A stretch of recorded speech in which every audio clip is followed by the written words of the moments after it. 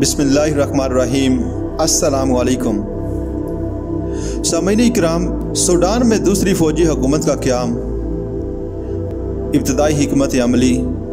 यह फौजी इनकलाब बिल्कुल गैर मुतवक्किल था। इब्तदा में इसके खिलाफ बज़ाहिर कोई रद्द-ए-अमल ना हुआ, ताहम नई काबीना के अरकान के नाम सुनकर कौम के दिल में खदशात पैदा होने लगे, इसलिए कि कम्युनिस्टों को इक़्तिदार पर मुसल्लत किया जाने लगा था। इनकलाब के साथ ही तमाम सियासी जमातें कलादम करार दे दी गईं, मगर कम्युनिस्ट पार्टी का वजूद बाकी रहा।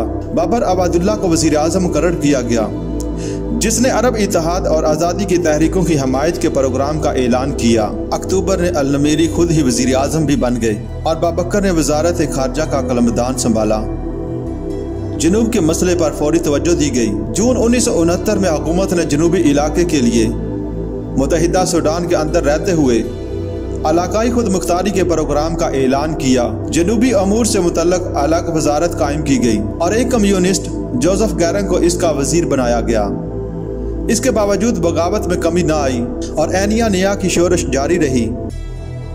फिरका वाराना इख्तलाफात मुल्क का संगीन मसला बने हुए थे। उसे बहाना बनाकर अल-नमीरी ने दाएं बाजू के अनासर को दबाने का इरादा किया। अखवानुल मुस्लिमून ने शुरू से इनकलाब की मुखालफत की, चुनांचे इन्हें कैदोबंद में डाल दिया गया। सैयद अल सादिक हुकूमत के लिए खतरा बन सकता था, उसे भी गिरफ्तार कर लिया गया और बाद में मिस्र की तरफ मुल्क बदर कर दिया गया। इमाम हादी ने एक जजीरा में पनाह ली। मार्च 1970 में अल-नमीरी ने जजीरा में फौज दाखिल कर दी और इमाम हादी को शहीद कर दिया। यूं वक्ती तौर पर अखवानुल मुस्लिमून और इंसार का जोर टूट गया। खात्समिया फिरके ने फौजी हुकूमत की हमायत की थी, वो अताब से बच गया।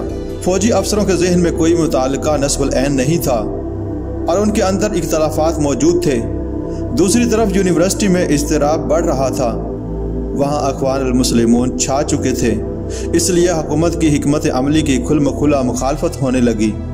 वाइस चांसलर और मुतअद्दिद असातिज़ा बरतरफ कर दिए गए और बहार 1971 में मेजर हाशिम अत्तार ने इक़्तिदार पर कब्जा कर लिया। इस जवाबी इनकलाब के पीछे कम्युनिस्टों का हाथ था। ताहम 3 रोज़ बाद हालात ने पलटा खाया और जूनियर अफसरों ने कार्रवाई करके इक़्तिदार दोबारा अल-नमीरी के हाथ में दे दिया। दोस्तों, अब जाफर अल-नमीरी का दूसरा दौर शुरू होता है। इन वाक़यात ने अल-नमीरी की आंखें खोल दी। इन कम्युनिस्टों पर इसका एतमाद जाता रहा। बागियों पर बंद कमरों में मुकदमे चलाए गए और मुतअद्दिद फौजी अफसरों और शहरियों को मौत की सज़ा सुनाई गई। कम्युनिस्ट पार्टी का सेक्रेटरी जनरल अब्दुल हक महबूब और जोसेफ गैरंग इनमें शामिल थे। अल-नमीरी का रुझान अब दाईं तरफ होने लगा और इसने सिविल हुकूमत कायम करने की तैयारी शुरू कर दी। सितंबर 1971 में आम इंतखाबात कराए गए, जिनके नतीजे में अल-नमीरी सूडान का पहला सदर बन गया। मिस्र के साथ दोस्ताना रुआबत में इजाफा हुआ। अंदरूने मुल्क नए सदर ने अखवानुल मुस्लिमून के साथ मसालहत की पॉलिसी इख्तियार की, क्योंकि इसके सोशलिस्ट साथियों ने बार बार बगावत करके उसे परेशान किया। आखिरकार इसने तस्लीम किया कि इस्लामी कवानीन ही मुल्की इत्तेहाद की बुनियाद फराहम कर सकते हैं। चुनांचे एक दस्तूरी कमेटी बनाई गई, जिसका मकसद इस्लामी दस्तूर की तदवीन के लिए बुनियाद फराहम करना था। अखवानुल मुस्लिमून के मुर्शद आम डॉक्टर हसन तराबी को आखिरी बार 1977 में रिहा किया गया और दस्तूरी कमेटी का रुकन मुकर्रर किया गया। अप्रैल 1972 में अदीस अबाबा के मुकाम पर हुकूमत सूडान और जनूब के बागी अनासर के दरमियान गुफ्त-ओ-शुनीद हुई और एक मुआहिदा तय पाया, जिसके तहत जनूब की इलाकाई हुकूमत और बगावत के खात्मे पर इत्तेफाक हो गया। यूं 16 साल की तवील जंग के बाद जनूबी सूडान के हालात मामूल पर आ गए। 1999 में जनरल उमर हसन अल-बशर इक़्तिदार में आए। मार्च 1996 के आम इंतखाबात के बाद जनरल उमर अल-बशर सदर मुमलकत मुंतखब हुए और इस्लामी आइन तश्कील दिया गया।